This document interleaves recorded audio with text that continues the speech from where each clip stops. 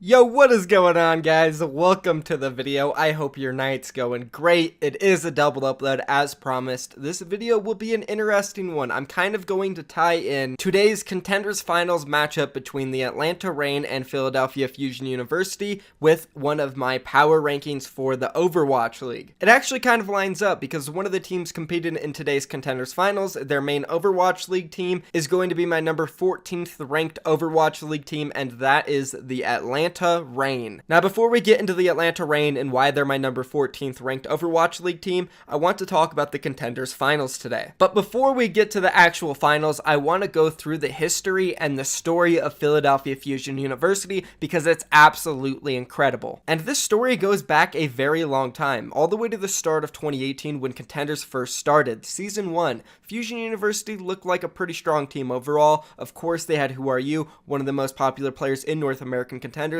because previously to the Overwatch League starting, he was probably considered one of the best players in the world, definitely one of the best Genjis to ever play the game. So having someone of his stature come over to North America and compete in Contenders was huge for the scene. Besides Who Are You, we also had some other good players. We had Alarm coming over from Korea. At the time, nobody really knew how good he was going to be. Obviously, one of the best players in all of Contenders at the moment, but at the time, a little unknown. We had Beast Halo, Kraken, Elk, and then Zachary. And those guys, throughout the first season of North American Contenders, they dominated, and they went all the way to the LAN finals in Poland and took home first place, defeating Toronto Esports. So Fusion University, they had the perfect season. They didn't drop one game. I know we can mention that they did lose an exhibition match between them and the British Hurricane, who did win European Contenders, but it was an exhibition match. It was nothing official, so in my opinion, it didn't really matter at the end of the day. There was no prize pool on the line, there was no title, there was nothing. So I do believe it is fair to say that in official Overwatch Contenders matches, the Fusion University team went undefeated during Season 1. So then moving into Season 2, there was some changes. Kraken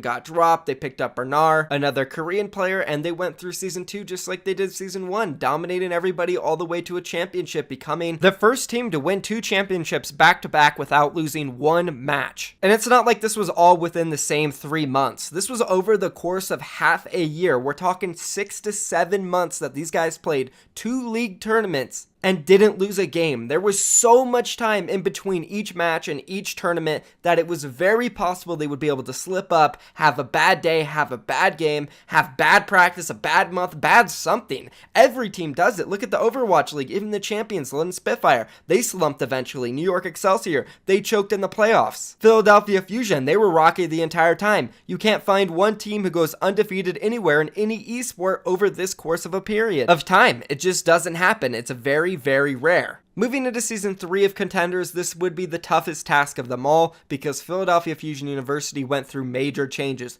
They lost Zachary, they lost Who Are You, and they lost Beast Halo. That's 50% of their starting roster that they just lost to help them compete through Season 1 and Season 2. That again, they went undefeated with these players, guys. It's a big deal that they lost them. Who Are You was replaced by Naced. Beast Halo left the roster in order to try to join the Overwatch League, and they replaced him with Changsik, and then lastly, they replaced Zachary with Snillo, who did also go in the Overwatch League. So it's not like they got rid of these guys. They just ended up leaving for Overwatch League opportunities. But with big changes like this, you would expect it would become tougher. And it did get tougher. Throughout this past season, Fusion University ran into multiple Game 5s. They did come out on top, but they weren't able to do it without facing adversity. And on the other side of the table, we had the Atlanta Academy roster rising to fame. It looked like we finally had a team that would be able to take down Fusion University. But before we knew it, Fusion University would 4-0 them in the group finale match where both teams were going into it 4-0. We would eventually see the rematch in the grand finals. Fusion University was so much on the line. A 22-0 record, undefeated, 3 championships in a row, absolutely unheard of when it comes to any sports. They won again.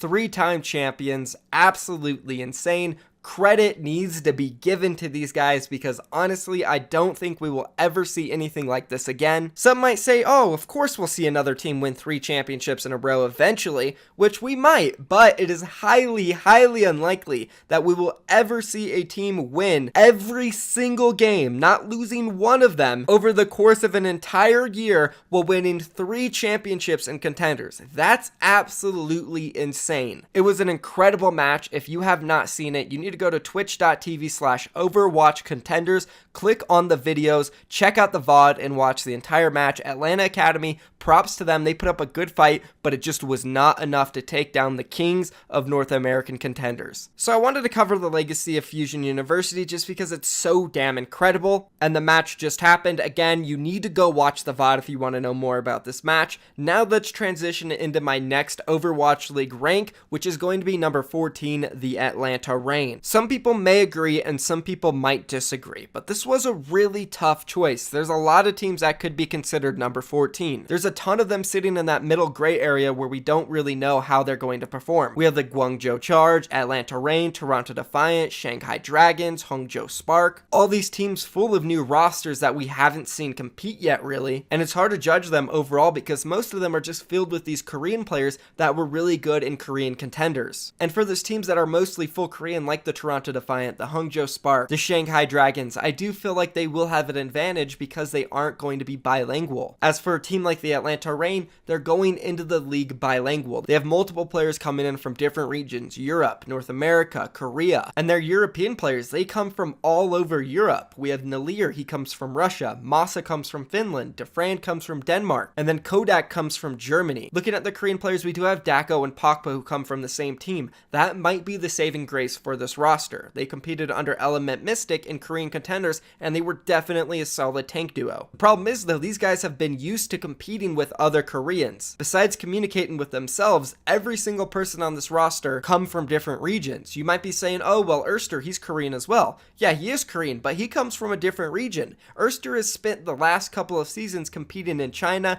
and Southeast Asian Pacific region. So again, these players come from all over the world, and I feel like it's a very odd mesh. And if the coaching staff were just a little bit better, then maybe I could see myself ranking the Atlanta Reign a little higher, but their head coach, who is Brad, kind of worries me a little bit. I just get this weird gut feeling about Brad that he shouldn't be a head coach in the league. Maybe he is capable of it, but the job he did over with San Francisco Shock was a little weird to me. For those of you guys who don't remember, let me remind you, he built the San Francisco Shock roster going into season 1. It was filled with a bunch of random talent and these star DPS players, and it never really came together. I kind of feel like he favored players he worked with in the past. On that San Francisco Shock roster, he got into a bidding war with Cloud9 to sign Sinatra for $150,000. Sinatra's a good player and he could eventually be great, but was he worth $150K going into season 1? No. Especially when he hadn't played one LAN match his entire career. So I feel like that $150K could have definitely been used on somebody much better, or at least who could have played the entire season for them, because they spent $150,000 on a guy who could only play close to more than half the season. Because if you don't remember, Sinatra wasn't 18 till the end of March. And it wasn't just Sinatra who he tried picking up. It felt like a lot of the players on that roster were people he encountered a lot or worked with in the past. The next player he did it with was Dak, who obviously should not have been playing Mercy for this roster. He was by far one of the worst, if not the worst Mercy in all of stage 1, and just was a massive reason why the San Francisco Shock underperformed so hard. Now, I'm not making accusations saying he picked up players just because they were friends. I just feel like he went with what he was familiar with. And honestly, that's a decent strategy. If I were a head coach in the Overwatch League, I would probably go with what's familiar for me too. But I don't know if that's the best route when you come from North America and you've only played with like B-list or low A-list players. So the way this kind of translates into the Atlanta Reign is that he picked up Defran and Nalir, both players who he had previous experience with, who I am honestly not like super confident in performing in the Overwatch League. I think Erster might be a good player, but it's kind of unknown because Erster spent his last couple of seasons competing in China and the Southeast Asian region, not against the other Korean stack teams like Hongdae Panthera, Runaway, GC Busan, whoever it was. Erster was not going up against them. He was going up against weaker talent. So he's a question mark for me. And then Nalir, he competed in North America, and honestly, when he was on the Last Night's Leftovers roster, I just didn't feel like he had that great of an impact. I felt like Sugar Free really carried that team and was the main reason they were able to compete at the level they were at, not Nalir. And then leaving the third and final DPS, we have Defran, who of course has one of the highest skill ceilings in all of the game we've ever seen. But that was a long time ago. And there are major reasons for us to be doubting Defran's mentality and if he is prepared to be in the Overwatch League. One good thing that you could counter that argument with is that the Atlanta Reign is dumping money left and right into this roster, so you would assume that they might have the things they need, like a sports psychologist or people that can help them with their health, nutritionists, chefs, stuff like that, which will overall make it a better environment. But did they hire the right people that can deal with their friend and make sure that he doesn't explode during the season? Because if they can do that, I do see the Atlanta Reign being better than rank 14. But if there is a little bit of drama and Durant does go off the rails, kind of like XQC, I can see this turning into a Dallas Fuel situation and Atlanta Reign being one of the worst teams in the league until they really finally get their stuff together near the end of the season. Something that a lot of people are underrating is the transition into the Overwatch League, and it is something that Reinforced did highlight in his power rankings, that the transition is going to be tough for a lot of these teams. They don't know what it's like. They don't know the landscape. They don't know how to compete in the league, whereas a lot of the teams from Season 1, they will have that experience under their belt. They know what the environment's like. These new players like DeFran, Nalir, Pokpo, Erster, they've never been in this type of environment. They've never even lived in America, really. So it's huge changes, and I just don't think they're going to be prepared for it. I do see a lot of bumps in the road for this roster. They may come out a little bit better than 14, like 12 or 13, but overall, I don't see them making a good push in the playoffs. I think they will struggle due to lack of experience in their coaches. Maybe Brad has learned from his experience and time on the San Francisco Shock, but overall, I feel like they just lack an experience, whether it is their coaches or their players. Nobody's been to this position yet. They're getting all these lavish things, their amazing mansion, 20 rooms, 2 pools. Yeah, it's sick, right? But that, at the end of the day, isn't going to help you in the Overwatch League. You need the right mentality. And I'm not just worried about DeFran and his mentality. I'm worried about all of the players. Any of them can easily shut down when they have a slump or something doesn't go their way. They're young and they lack the experience in the Overwatch League. That's my main issue with this roster. Maybe Brad will be able to fix that. Only time will tell. Let me know down in the comments what you guys think about the Philadelphia Fusion University's crazy legacy and the ranked number 14 Atlanta Reign. That's going to be it for me, guys. If you enjoyed the video, drop a like on it. If you're excited to see my next power ranking, which is definitely going to be tomorrow, I'm going to start speeding it up, guys. Let me know down below in the comments. Drop a like on this video and subscribe for more. I'm out of here, guys. Peace.